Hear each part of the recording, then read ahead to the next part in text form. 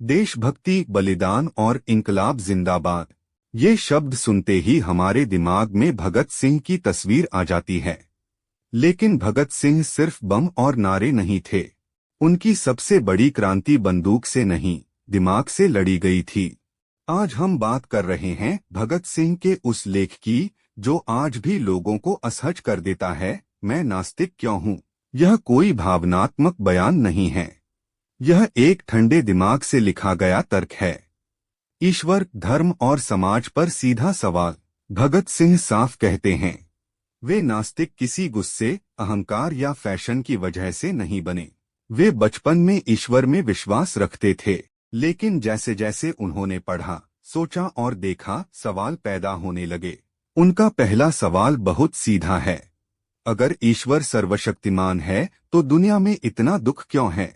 गरीब भूखा क्यों है? मासूम क्यों कुचले जाते हैं? और अन्यायी आराम से क्यों जीते हैं? भगत सिंह कहते हैं, अगर हर चीज ईश्वर की मर्जी से हो रही है तो अन्याय के लिए जिम्मेदार कौन है, इंसान या ईश्वर? वे मां की दुनिया किसी चमत्कार से नहीं चलती, यह कारण और परिणाम के नियम से चलती है। जो बोया जाता है वही उगता है, और जो सिस्टम बनते हैं वही इंसानों को कुचलते या उठाते हैं। कर्म और ईश्वर की अवधारणा पर भी वे हमला करते हैं। वे पूछते हैं, अगर कर्म का न्याय है तो शोषक आज सुख में क्यों हैं, और मेहनकश आज भी पीड़ा में? भगत सिंह यहाँ रुकते नहीं। वे कहते हैं, ईश्वर में अंधा विश्वास इंसान को कमजोर बनाता है। जब इंसान हर दुख को भगवान की मर्जी मान लेता है तो वह लड़ना छोड़ देता है। उनके लिए नास्तिकता का मतलब खालीपन नहीं था, यह मानव शक्ति में विश्वास था। यह मानना कि अगर दुनिया बदलनी है तो इंसान को ही बदलनी होगी।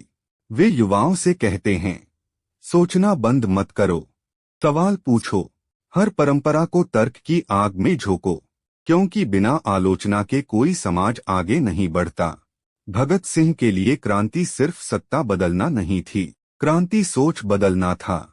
और अंधविश्वास उनके मुताबिक शोषण का सबसे बड़ा हथियार था। धर्म का डर दिखाकर गरीबों को चुप रखा जाता है।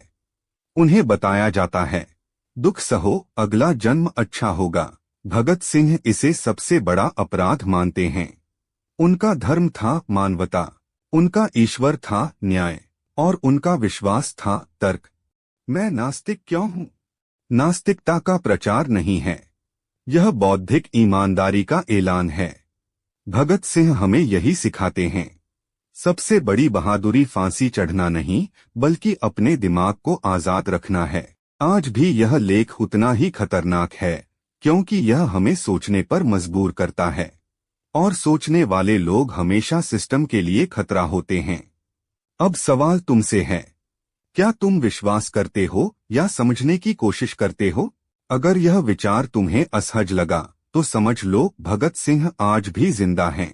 वीडियो पसंद आया हो तो लाइक करो और कमेंट में अपनी राय लिखो, लेकिन सोचकर